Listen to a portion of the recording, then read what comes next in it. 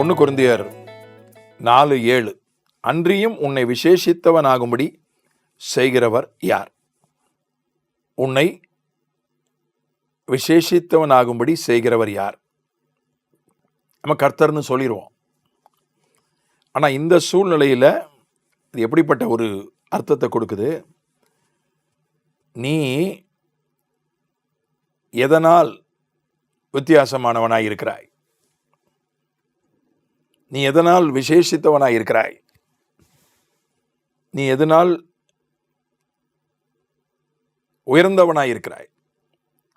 எப்படி இதை புரிஞ்சுக்கணும்னா, நீ விசேஷமானவனாய், வித்தியாசமானவனாய், உயர்ந்தவனாய் இருக்கிறாயா? அப்படி இருக்கிறாய் என்றால் எது உன்னை அப்படி ஆக்கியது? அப்படிதான் இந்த வரியினுடைய அர்த்தம். எப்பவுமே நம்ம கொஞ்சம் மற்றவங்களை விட விசேஷமாக இருக்க விரும்புகிறோம், ஸ்பெஷலாக இருக்க விரும்புகிறோம். Want to be somebody special. கொஞ்சம் வித்தியாசமாக இருக்க விரும்புகிறோம். அப்போ தான் மற்றவங்களை நம்ம கவனத்தை பெற முடியும். அதாவது வெற்றி பெறுகிறவர்கள் வித்தியாசமான விதத்திலே செயல்படுகிறார்கள். வித்தியாசமான செயல்களை அவர்கள் செய்வதில்லை, வித்தியாசமான விதத்தில் செயல்படுகிறார்கள். அது அவர்களுக்கு நேராக பிறருடைய கவனத்தை திருப்புகிறது. அந்த மாதிரி கொரிந்தியருக்கு எழுதுறாரு, நீங்க வித்தியாசமானவர்களா, விசேஷமானவர்களா, மற்றவர்களை விட மேன்மையானவர்களா?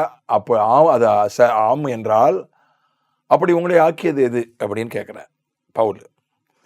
அதாவது அவன் என்ன கேட்க வரானா, ஒரு ஊழியக்காரன் பின்னால் ஒரு ஊழியக்காரனுடைய ரசிகனாக இருக்கிறது உங்களை வித்தியாசமானவர்களாய், விசேஷமானவர்களாய், மேன்மையானவர்களாய் மாற்றாது என்று அவன் சொல்கிறான்.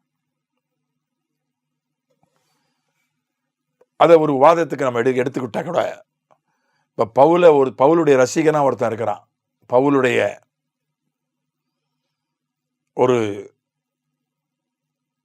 பெரிய அட்மைரா, ஒரு அனுதாபியா ஒருத்தன் இருக்கிறான். பவுலுடைய அனுதாபிகள், பவுலுடைய சீடர்கள் எல்லாரும் விசேஷமானவர்களா இருந்தார்களா? இல்லை. நீங்க பார்த்தீங்கன்னா 2 தீமோத்தேயுல கடைசி அதிகாரத்தில் பவுல் எழுதுறான், 4:10 2 தீமோத்தேயுல, ஏனென்றால் தேமா இப்பிரபஞ்சத்தின் மேல் ஆசை வைத்து என்னை விட்டு பிரிந்து தெசலோனிக்கே பட்டணத்துக்கு போய்விட்டான். கிறிஸ்கே கலாத்தியா நாட்டிற்கும் தீத்து தல்மாத்தியா நாட்டுக்கும் போய்விட்டார்கள். 11 லூக்கா மாத்திரம் என்னோடு இருக்கிறான். மற்றவங்கெல்லாம் தேமான்னு ஒருத்தன் இருந்தான் பவுலோட, அவன் பிரபஞ்சத்தின் மேல் ஆசை வைத்து பவுலை விட்டு பிரிந்து போய்விட்டான். இன்னொரு இடத்துல எழுதுறான், நான் மட்டும்தான், ஒரு பெரிய பிரச்சனை வந்துடுச்சு ஊழியத்தில், நான் மட்டும் தனியாக நின்று அந்த பிரச்சனையை சந்தித்தேன், யாரும் என் கூட நிற்கலை. அதே அதிகாரத்தில் தான் 16ஆம் வசனத்தில், நான் முதல் விசை உத்தரவு சொல்ல நிற்கையில் ஒருவனும் என்னோட கூட இருக்கவில்லை, எல்லாரும் என்னை கைவிட்டார்கள், அந்த குற்றம் அவர்கள் மேல் சுமராதிருப்பதாக. ஒருவனும் என்னோடு இருக்கவில்லை, எல்லாரும் என்னை கைவிட்டார்கள். பவுலுக்கு பெரிய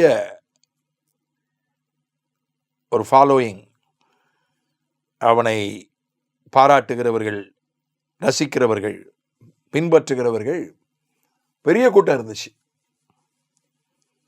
ஆனா ஒரு சந்தர்ப்பத்தில் எல்லாரும் அவனை கைவிட்டுட்டாங்க, அவன் தனியாக நிற்க வேண்டியதாயிட்டு. தேமான்றவனை பற்றி எழுதுறான், தேமா பின்வாங்கி போயிட்டான், உலகத்தின் மேல் ஆசை வைத்து போய்விட்டான், என்னை விட்டே போயிட்டான். இப்போ பவுல் ஒரு பெரிய தேவ மனிதன், அதில் எந்த சந்தேகம் இல்லை, முன்மாதிரியான ஊழியக்காரன், அவன் பின்பற்றப்படக்கூடிய ஒரு நபர், அதில் எந்த சந்தேகமும் இல்லை. ஆனால் ஒரு ஊழியக்காரனை பின்பற்றுவது அது நம்மை வித்தியாசமானவர்களாய், விசேஷமானவர்களாய், மேன்மையானவர்களாய் மாற்றுமா? மாற்றாது. அதைத்தான் இங்கே சொல்றான். நீ என்ன பின்பற்றினாலோ, பின்பற்றுவது என்றால் மாம்சீகமாக பின்பற்றுவது, ஆவிக்குரிய ரீதியாக பின்பற்றுவது அல்ல. அதாவது என்ன பண்ணுவாங்கன்னா, அந்த ஊழியக்கார மாதிரியே பாடுவாங்க, அந்த ஊழியக்கார மாதிரியே நடப்பாங்க, அந்த ஊழியக்கார மாதிரியே உடை உடுத்துவாங்க. இதனால தான் ஒரு பிரயோஜனம் வராது. அந்த ஊழியக்காரர் நல்லா ஜெபிக்கிறார், நானும் ஜெபிப்பேன். அந்த ஊழியக்காரர் பரிசுத்தமாக இருக்கிறார், நானும் பரிசுத்தமாக இருப்பேன். அந்த ஊழியக்காரர் வேதத்தை ஆராய்கிறார், நானும் ஆராய்வேன். அந்த ஊழியக்காரர் ஆத்தும பாரத்தோடு செயல்படுறார், நானும் ஆத்தும பாரத்தோடு இருப்பேன். இது சரியான பின்பற்றுதல்,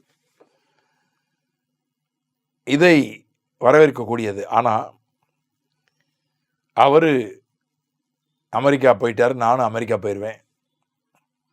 அவர் BMW கார் வச்சிருக்கிறார், நானும் BMW கார் வாங்குவேன். அவர் கோட்டு போடுறாரு, நான் கோட்டு போடலாம். சில நேரம் நானும் கோட்டு போடுறேன்.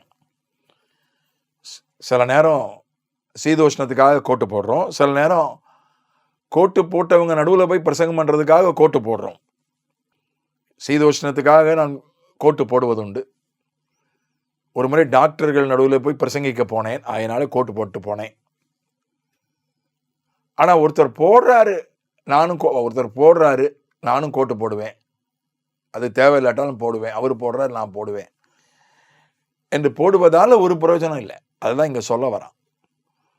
நீங்கள் பவுலையோ அப்பல்லோவையோ மாம்சீகமாக பின்பற்றுவதில் எந்த பிரயோஜனம் இல்லை. நான் கிறிஸ்துவை பின்பற்றுவது போல என்னை பின்பற்றுங்கள் என்று பவுல் 2 தடவை சொல்றான். வேற இடத்துல அதே கொரிந்தியர் நிருபத்தில் சொல்றான்.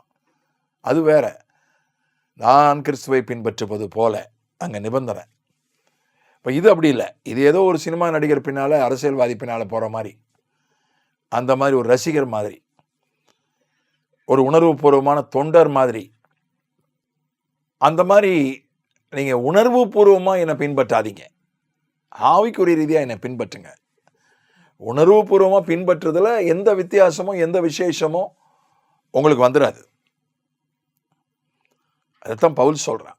எது நம்மை விசேஷப்படுத்தும் நமக்கு தெரியும்.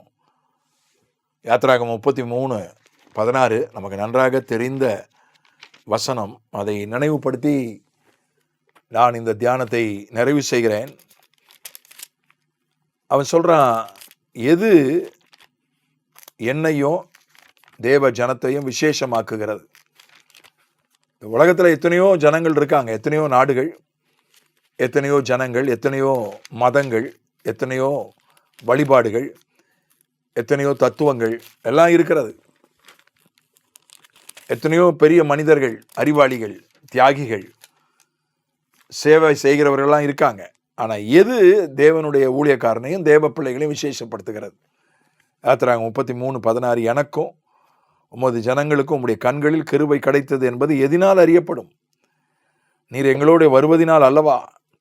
இப்படியே பூமியின் மேலுள்ள ஜனங்கள் எல்லாரிலும் நானும் உம்முடைய ஜனங்களும் விசேஷித்தவர்கள் என்று விளங்கும். நீர் எங்களோட வருவதினால் அல்லவா? இப்படியே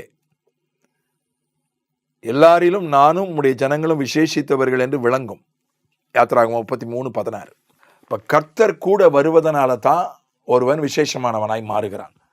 தேவ பிரசன்னம் தான் ஒரு மனுஷனை விசேஷமானவனாய் மாற்றுகிறது. கர்த்தர் ஒருத்தர் கூட இருந்தார்னா அவர் விசேஷமானவராய் மாறுகிறார். ஊழியக்காரனோ தேவ பிள்ளையோ, இவருடைய வாழ்வில் தேவ பிரசன்னம் அதிகமாக இருக்குது, இவருடைய ஊழியத்தில் தேவ பிரசன்னம் அதிகமாக இருக்குது, அதே மாதிரி எனக்கு வேணும், அப்படி பின்பற்றுவது அது நம்மை விசேஷமுள்ளவர்களாய் மாற்றும்.